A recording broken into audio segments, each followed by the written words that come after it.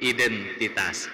Baik, Bapak, Ibu, saudara-saudara, para mahasiswa semua, kita ada kesempatan untuk bertanya kepada guru besar kita. Sudah mulai ada beberapa yang nunjuk. Ya, ada satu di sini, ya. Satu yang berjilbab, ya berdiri. Yang kedua di sini mahasiswa, jadi satu putra, satu putri. Yang ini perempuan, kemudian yang kedua. Di atas satu. Wah, suaranya. Nanti kalau bertanya langsung ke arah sini ya, mencari mic ya. Yang sudah ditunjuk, yang sudah ditunjuk, moderator boleh segera berada di stand mic kita. Yang berjilbab tadi, mahasiswa yang berjilbab tadi. Kemudian kita ambil satu lagi yang pakai buku. Ya, pakai buku. Itu cerdik tuh, nunjuk tangan pakai buku langsung kelihatan. Silakan pertanyaannya, boleh pertanyaan apa saja, betul Prof? Ya. Boleh pertanyaan apa saja, dijawab atau tidak itu urusan profesor nanti. Dibatasi 5 tadi. Tapi dibatasi langsung 5 pertanyaan. 5, jadi sudah ada 3 penanya. Kita cari yang dari atas, baju putih yang dari atas, yang di tengah segera turun ke bawah berbaris di belakang mic. Ya, 5 orang. Pertanyaannya singkat, straight to the point. Silakan. Perkenalkan diri dan apa pertanyaannya. Bismillahirrahmanirrahim. Assalamualaikum warahmatullahi wabarakatuh. Perkenalkan, nama saya Adindia Aisyah Adnan dari Fakultas Hukum Universitas Andalas.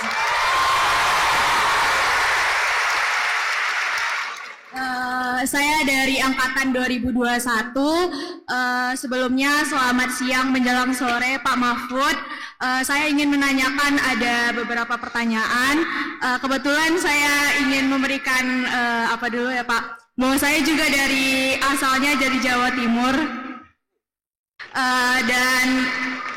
dan berdomisilinya tapi di Riau, tapi keluarga besar aslinya di Jawa Timur. Mungkin saya akan melanjut aja untuk pertanyaannya Pak.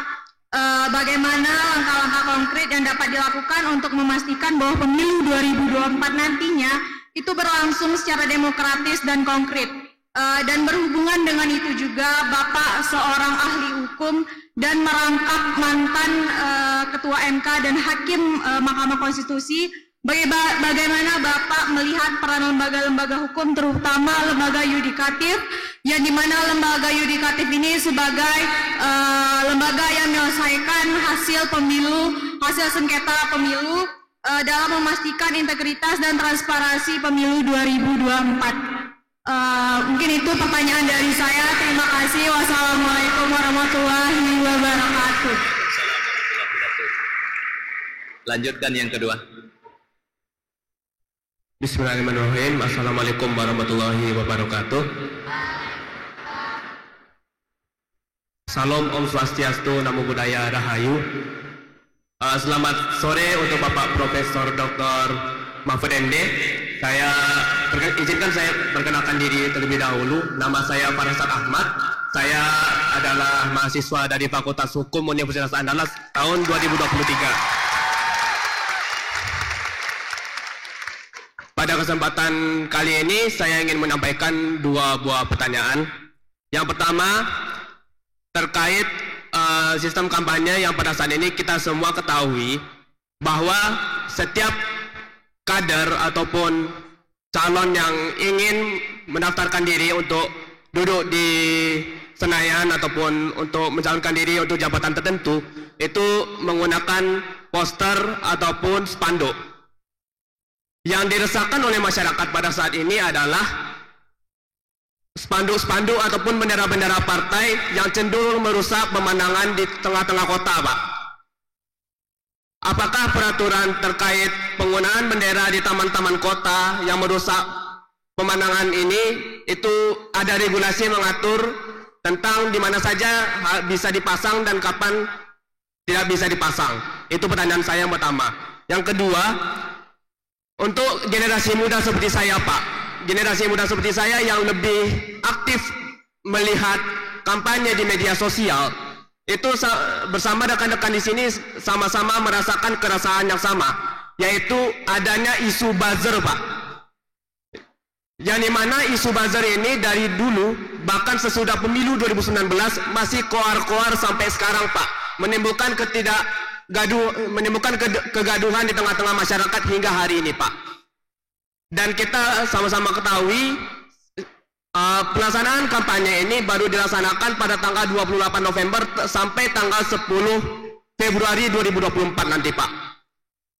Kemudian kita akan melalui masa tenang selama 3 hari yang dimana kita tidak boleh berkampanye sama sekali.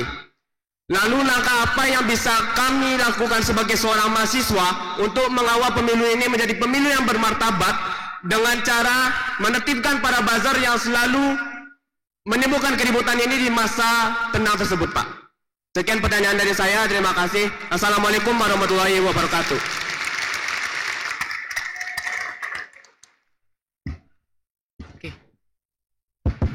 Cek.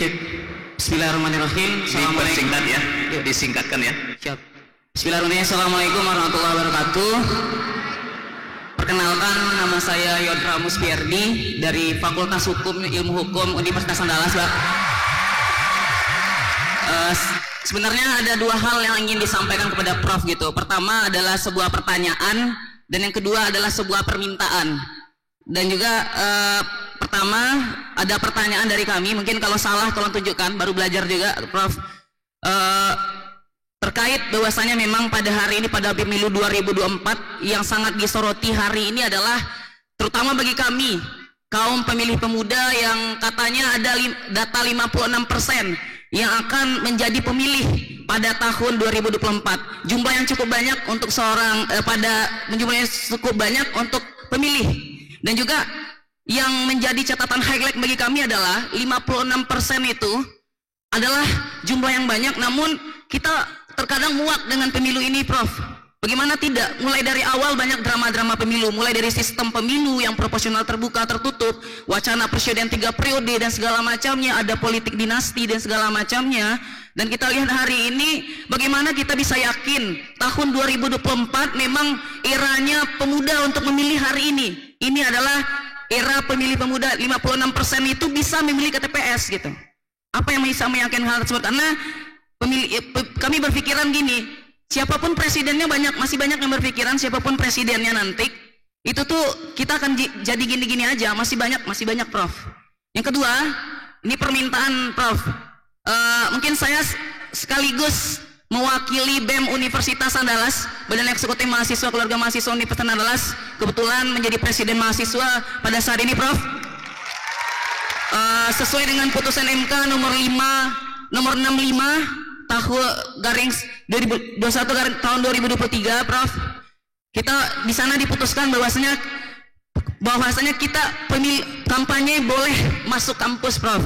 Makanya kami secara langsung melakukan permintaan dan mengundang langsung Bapak Prof. Mahfud MD selaku calon wakil presiden gitu untuk bisa datang ke Universitas Andalas nantinya gitu. Dan nanti kami akan permintaan itu akan kami kirimkan undangannya langsung dan harapannya bisa menerima undangan secara langsung baik itu Prof nanti ataupun calon presidennya. Itu saja dari saya. Assalamualaikum warahmatullahi wabarakatuh.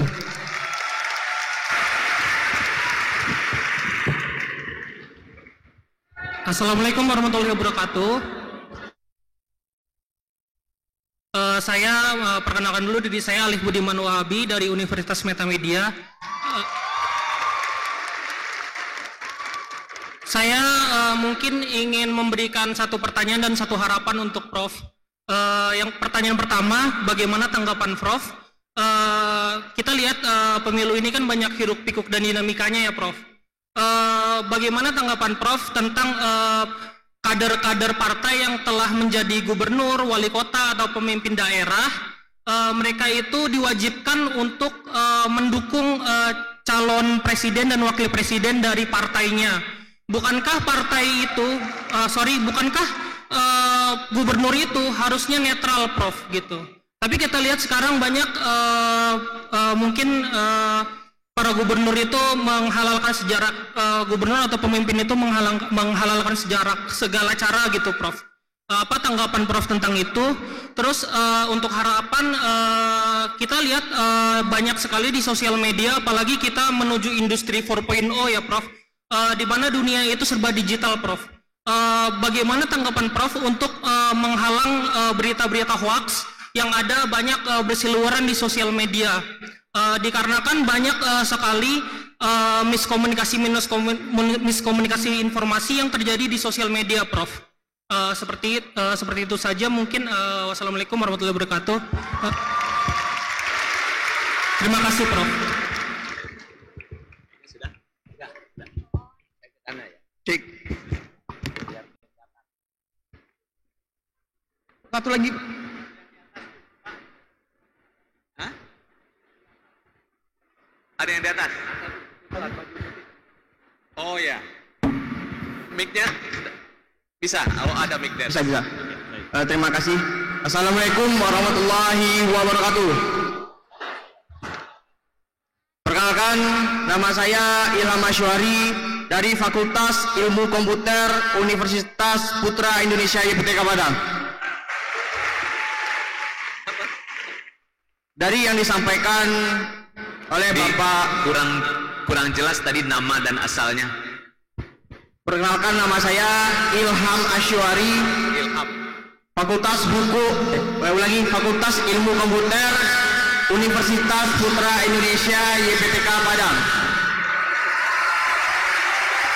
Universitas Putra Indonesia. Seperti yang Bapak Profesor sampaikan sebelumnya, demokrasi akan bersama dengan nomokrasi, yaitu kedaulatan hukum. Kedaulatan hukum, mengingat itu, saya mengambil pasal 27 ayat 1 Undang-Undang 1945 yang berbunyi, segala warga negara bersamaan kedudukannya di dalam hukum dan pemerintahan, dan wajib menjunjung hukum dan pemerintahan itu dengan tidak ada kecualinya. Saya juga sering mendengar di siaran pers oleh Bapak Prof, yaitu dimanapun negara hancur kalau hukum tidak ditegakkan dengan benar.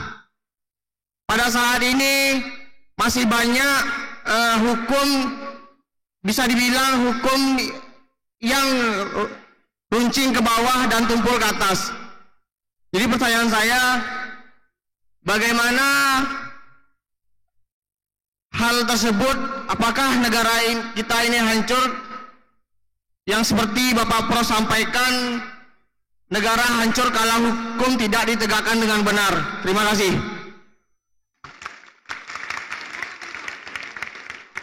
Oke. Baik, luar biasa. Kita persilahkan Bapak Profesor Dr. Mahmud MD untuk menjawab pertanyaan kita semua.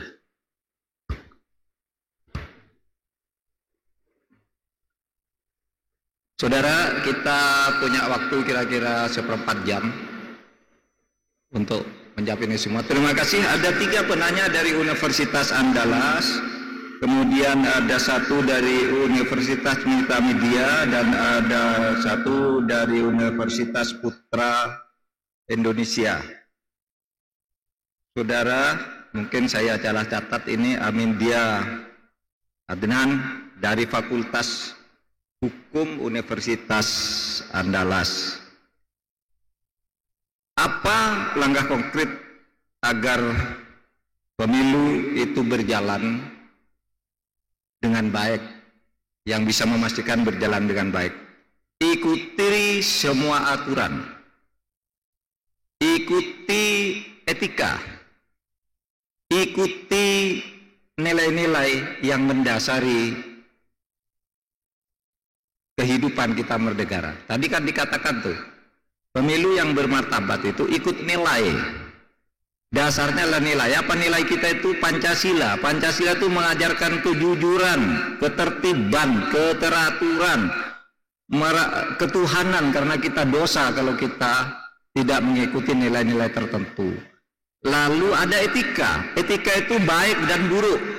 Nah, kita pilih yang baik. Kita pilih yang baik. Kalau nilai-nilai itu moral, baik, benar dan salah. Lalu ada etika itu baik dan buruk. Lalu ada norma, aturan. Nah, aturan itu supaya ditaati. Itu udah pasti pemilunya akan bagus. Pak, apa bisa pemilu yang seperti itu berjalan? Saudara, seluruh dunia di dalam studi-studi ilmu politik mempersaksikan secara ilmiah bahwa pemilu yang paling demokratis di dunia pernah terjadi di Indonesia, yaitu pada tahun 1955. Bisa. Tahun 55 itu. Bisa. Tidak ada catatan di situ pelanggaran apa ya, kecil-kecil biasalah, insiden yang tidak disengaja dan sebagainya. Panitianya netral, pelaksanaan netral, pengadilannya juga netral pada waktu itu, tahun 1955. Jadi bisa, dengan cara apa? Nilai Pancasila, nilai kejuangan kita, ideologi negara kita, kemudian etika kita, dan norma-norma aturan yang sudah dibuat, diikuti saja itu sudah akan baik. Seumpama ada insiden dari situ, nanti akan ada Mahkamah Konstitusi yang akan meluruskannya. Cuma tadi ada yang tanya, Pak, siapa tuh yang tanya tadi, apakah Bapak yakin kalau Mahkamah Konstitusinya seperti itu bisa menyelesaikan masalah gitu? Nanti jawabannya nanti. Nah ya, ini pertanyaannya juga sama Nindya tadi, bagaimana lembaga yudikatif bisa dipercaya kalau seperti sekarang ini masalahnya? Saudara, yang di Mahkamah Konstitusi itu adalah peristiwa mendung bagi dunia hukum, tetapi sekarang awannya sudah dibersihkan. Karena apa? Penyebab mendungnya itu sudah diselesaikan. Melalui Majelis Kehormatan Mahkamah Konstitusi sudah menyatakan dengan jelas ini pelanggaran berat. Ada yang tanya, Pak, itu yang melanggar itu kan 9 hakim melanggar semua, kok hanya 1 yang diberhentikan dari jabatannya? Iya, karena yang 8 itu hanya melakukan pelanggaran ringan, ngomong ke media terlanjur, tapi yang 1 melakukan pelanggaran berat. Ada yang tanya gini loh, Pak, kenapa sudah tahu melakukan pelanggaran berat kok hanya diberhentikan dari jabatan, kok tidak dipecat? Kan menurut aturan harus dipecat dari kedudukan sebagai hakim. Menurut saya putusan MK itu harus diterima sebagai keputusan final, tidak perlu diperdebatkan. Kenapa, Pak? Ya alasannya boleh saudara setuju, boleh tidak, tapi tetap ini alasannya. Saudara, kalau ketua MK itu diberhentikan, dia boleh naik banding dengan membentuk MK yang baru. Misalnya saya ketua MK, diberhentikan dari jabatan ketua, saya boleh sebagai ketua MK membentuk lagi, saya membentuk lagi untuk banding. Jadi tidak ada kepastian kalau langsung dipecat. Kalau cuma diturunkan dari jabatannya lalu tidak boleh ikut sidang, sudah kepastian hukum segera terjamin, pemilu tidak terganggu. Itu yang sekarang harus kita terima. Dan insya Allah sidang-sidang sengketa hasil pemilu yang akan datang itu akan lebih baik. Karena pertama, borok-boroknya sudah dibongkar sekarang.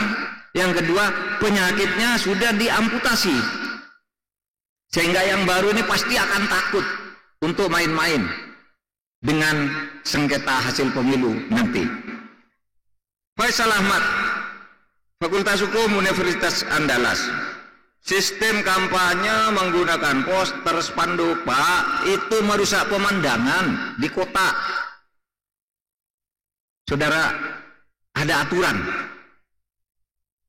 Di Perda ada, di peraturan KPU ada, agar ya, kalau mau masang baliho, spanduk apa itu, 1 ada izin kepada Pemda dan ada pajaknya. Kalau jenisnya tertentu dan ada tempatnya, sehingga kalau melanggar tempat dan sembarangan itu bisa diturunkan atau bisa dipanggil pindah agar tidak mengganggu gitu. Tapi banyak saudara orang lain yang menganggap banyaknya spanduk itu sampai ke desa-desa, di pohon-pohon, digantung, di layangan, di apa. Ada yang bilang justru itulah kemeriahan pemilu. Ada. Tapi yang jelas semua itu ada aturannya. Generasi muda, Pak, sekarang ini banyak buzzer. Politik menggunakan buzzer. Saudara, saya ingin sampaikan. Sering sekali kalau saudara bicara buzzer itu seakan-akan bahwa buzzer itu hanya yang membela pemerintah. Kalau menyerang Pak Jokowi gitu lalu muncul buzzernya. Padahal buzzer itu juga ada yang dari pihak sana. Saudara tahu ada satu kelompok buzzer yang sangat terkenal, namanya Muslim Cyber Army. Itu jelas menyerang pemerintah. Bukan buzzer dari pemerintah, menyerang pemerintah terus sampai orangnya ketangkap masuk penjara juga. Karena membuat hoax-hoax itu tadi. Organisasinya ada, namanya ada. Itu koordinatornya seorang perempuan juga ada. Jadi kalau bicara buzzer itu, bayangan saudara jangan bicara penguasa. Buzzer itu ada di mana-mana. Buzzer itu artinya pendengung. Oleh sebab itu mari bangun kesadaran, beretika tadi. Bermoral dan beretika. Agar jangan menjadi buzzer. Bicara lewat media silakan jalan. Boleh bicara melalui medsos. Tetapi yang berkeadaban. Jangan membuat fitnah, jangan membuat ghibah. Tapi sekarang buzzernya pecah kongsi itu. Ada yang dulu dukung, nah sekarang balik nyerang. Ini saling perang sendiri di antara kelompok buzzer. Ini tuh akibatnya kalau hanya emosi, bukan logika yang dipakai. Tapi begini, saudara. Ini penting, ini akademis. Buzzer itu kan biasanya menggunakan IT, menggunakan medsos. Nah dulu ketika medsos baru berkembang, itu timbul problem. Karena pada waktu itu ada orang memfitnah orang, menyebarkan berita bohong dan meresahkan. Itu dianggap yaitu kebebasan.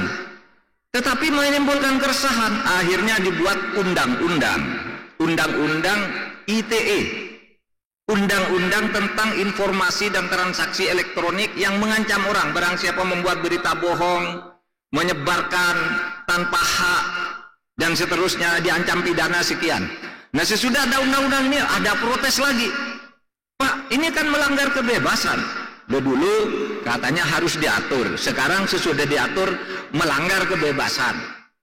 Nah ini dilema. Oleh sebab itu nih sedang kita garap sekarang bagaimana membuat undang-undang ITE yang baru, yang sesuai dengan kebutuhan kita sehingga bisa keluar dari dilema yang kita hadapi itu.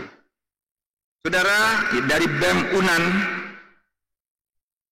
Pak, 56% sekarang generasi milenial dan Gen Z, generasi Z.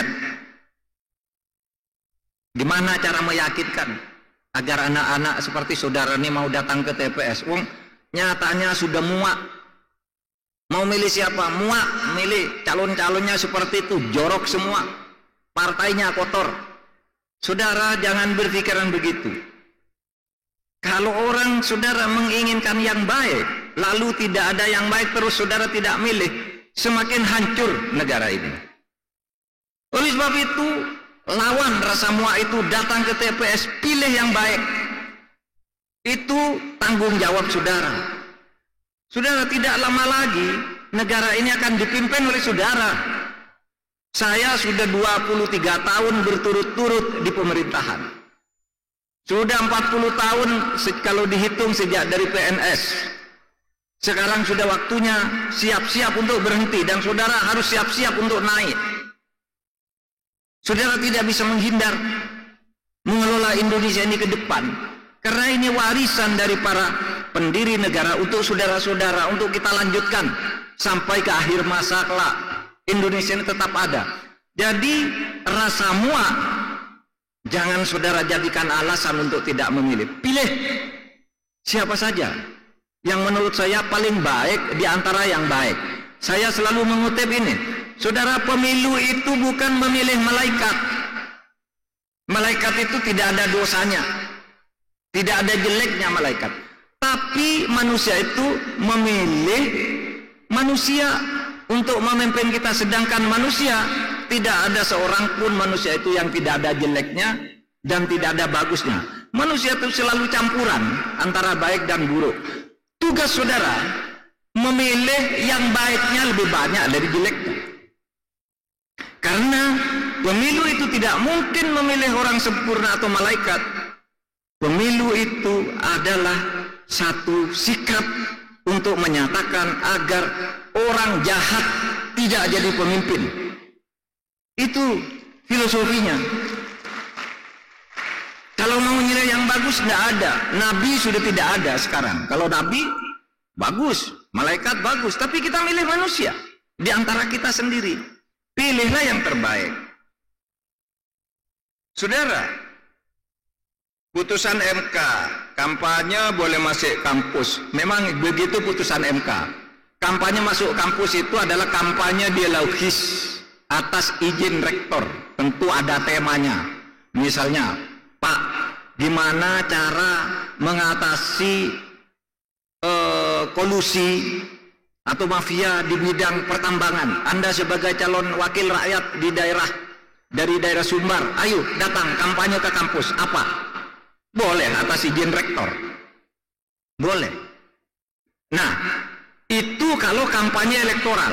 Kalau kampanye untuk inspirasi, untuk dasar negara, untuk mencapai tujuan negara yang sifatnya abstrak, inspiratif, itu memang boleh. Belum masa kampanye aja boleh. Nah, seperti saya sekarang ini kan kampanye, tapi bukan kampanye politik elektoral. Kampanye ideologi negara, kampanye konstitusi negara itu boleh. Makanya Pak Rektor tanpa ragu mengundang, karena ini bukan kampanye politik praktis. Itu artinya misalnya kamu harus milih ini, jangan pilih itu, partai ini baik, partai ini jelek, itu tidak boleh di kampus. Karena itu politik praktis. Tetapi kampanye konsep itu boleh diadakan di kampus. Oleh sebab itu saudara boleh sekarang mengorganisasikan diri. Saudara, kemudian dari Universitas Media, Pak, gimana caranya nih kader-kader parpol yang jadi gubernur, jadi bupati, jadi wali kota harus mendukung partainya? Ada aturannya. Pertama saya katakan, hampir semua gubernur, wali kota, dan bupati sekarang ini itu bukan orang parpol. Ada beberapa yang harus diselesaikan pada akhir 2004. Tapi itu sedikit, tidak sampai 5%. Yang lain itu sekarang penjabat gubernur, penjabat bupati, penjabat wali kota itu bukan orang parpol. Itu ASN semuanya. Dan dia harus netral. Itu jawabannya. Tapi bagi yang masih berlanjut sampai 2024 ada aturannya. Tidak boleh sembarang kampanye, tidak boleh menggunakan fasilitas negara. Sumatera Barat dan Bengkulu, gubernurnya itu masih sampai tahun 2024. Tapi yang lain sudah penjabat. Wali kota juga, bupati juga. Jadi sekarang sudah ASN lah. Yang masih ASN karena masa jabatannya habis 2024 juga ada aturannya. Kapan boleh kampanye, bagaimana caranya kampanye, di mana tempatnya kampanye. Tidak boleh menggunakan fasilitas negara, tidak boleh menggunakan mobil dinas, dan seterusnya dan seterusnya. Jadi itu aturannya, itu saja diikuti. Bagaimana menangkal berita hoax? Tadi sudah saya jelaskan, ya. Saudara harus kritis, jangan sembarangan memforward lalu mengomentari yang jelek-jelek gitu. Coba saudara bayangkan ada berita hoax begini. Ketika saya ribut mengungkap kasus pencucian uang sebesar 349 triliun itu, tiba-tiba ada berita ada gambar kepala saya, lalu bajunya baju KPK, tangan saya diborgol, bunyinya berita itu luar biasa, Mahfud MD yang banyak omong ditangkap oleh KPK, hartanya disita sebanyak 400 miliar. Itu hoax. Dia cuma muntas saja gambar orang, kepala saya letakkan di situ, lalu gitu, lalu begitu berita. Itu banyak yang kemudian memforward, ini orang yang banyak omongnya ternyata ditangkap KPK juga gitu. Padahal enggak ada itu. Sehingga saya laporkan ke polisi, Pak, ini ada berita ini Pak. Polisi bisa nangkap enggak? Bisa. Tolong cari yang nyebarkan ini. Ditangkaplah orang namanya Muhammad Anwar dari Makassar. Saya bilang bawa ke Jakarta. Interogasi, dia ngaku minta maaf. Karena minta maaf, saya suruh pulang. Sudah diangkut ke Polda Metro Jaya. Kalau saudara juga buat sembarangan, kalau polisi mau mencari saudara membuat atau saudara menyebarkan, itu gampang, polisi punya alat sekarang saudara. Jangan main-main dengan hoax itu. 2 kali saya, ada orang juga bilang, Pak Mahfud itu nggak tahu melaksanakan tugasnya tentang pelanggaran HAM. Masa peristiwa seperti itu disebut, itu yang peristiwa KM 50 disebut bukan pelanggaran HAM berat. Lah saudara, memang iya, kejahatan berat dan pelanggaran HAM berat itu beda. Kejahatan berat itu dilakukan oleh sipil atau oleh oknum yang tidak mengatasnamakan struktur. Itu kejahatan berat, misalnya membunuh 10 orang, membakar 200 orang, itu kejahatan berat. Narkoba itu kejahatan berat. Tapi kalau pelanggaran HAM berat, itu pelakunya aparat secara resmi, diperintah oleh atasannya, caranya begini, nanti hasilnya begini, cara menyembuhkannya begini. Itu namanya pelanggaran HAM berat. Lalu dia bilang, itu Pak Mahfud Menko Polhukam bodoh, tidak berperi kemanusiaan, orang dibunuh bukan pelanggaran HAM berat. Memang bukan. Dia bilang begitu. Saya bilang ke polisi, bisa enggak nih dicari orang nih? Bisa Pak. Pakai face recognition. Saya lapor jam 9, jam 11 sudah ketemu orangnya, sudah diantar ke kantor saya. Ini Pak orang yang melakukan. Ternyata takmir masjid. Ya, yang cuma minta maaf gitu. Minta maaf Pak, saya tidak tahu bedanya pelanggaran HAM berat dan kejahatan berat. Ya udah, kamu pulang. Jangan suka berkomentar hal-hal yang kamu tidak tahu. Saya bilang begitu.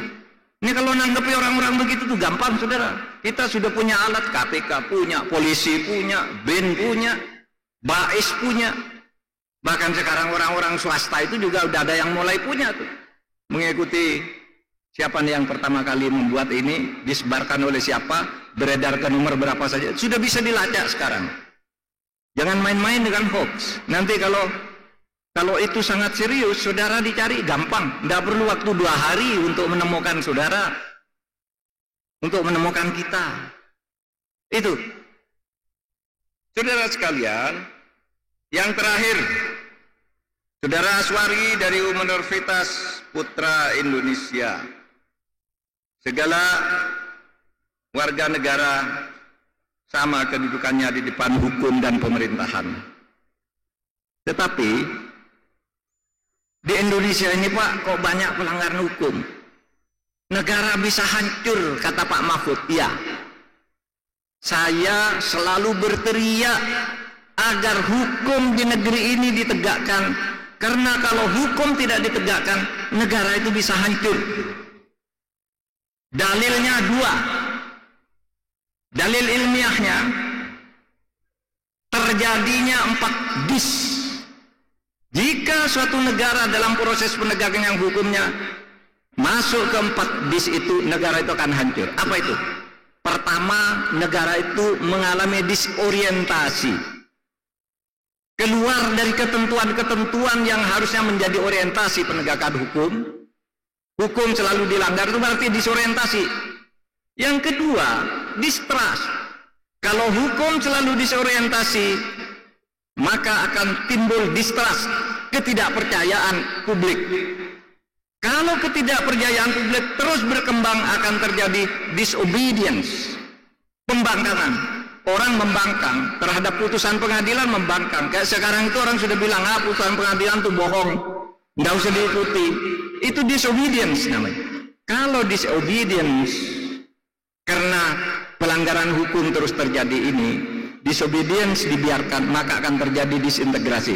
Disintegrasi itu, saudara, artinya negara itu hancur, negara itu bubar. Itu dalil ilmiahnya.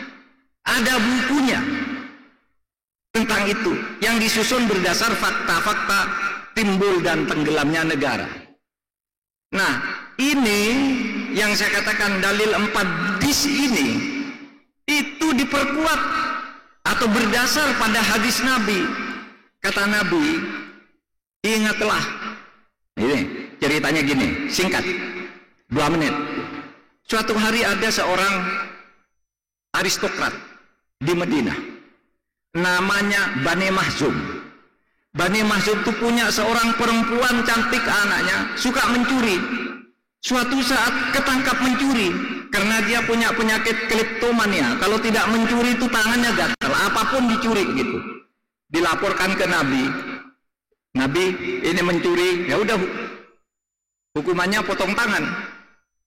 Lalu keluarga Bani Mahzum itu merayu Nabi melalui putra angkat Nabi. Tolong bilang ke Nabi dong, anak saya jangan dihukum, saya malu.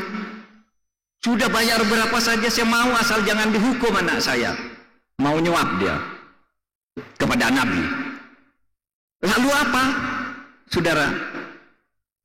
Kata Nabi, ingat, hancurnya bangsa-bangsa dan negara besar di masa lalu itu karena kalau ada orang aristokrat, orang pejabat, orang punya uang bersalah minta tidak dihukum, sementara kalau ada orang kecil bersalah langsung dihukum. Itu negara hancur kalau kayak gitu, kata Nabi. Contohnya tuh negara bangsa lalu, Romawi, Cina, Mesir, Persia itu kan timbul tenggelamnya pemerintah itu karena ketidakadilan. Hancurnya sebuah rezim itu karena ketidakadilan. Maka kata Nabi, Bani Mahzum, tidak bisa saya mengampuni anakmu. Anakmu harus dipotong.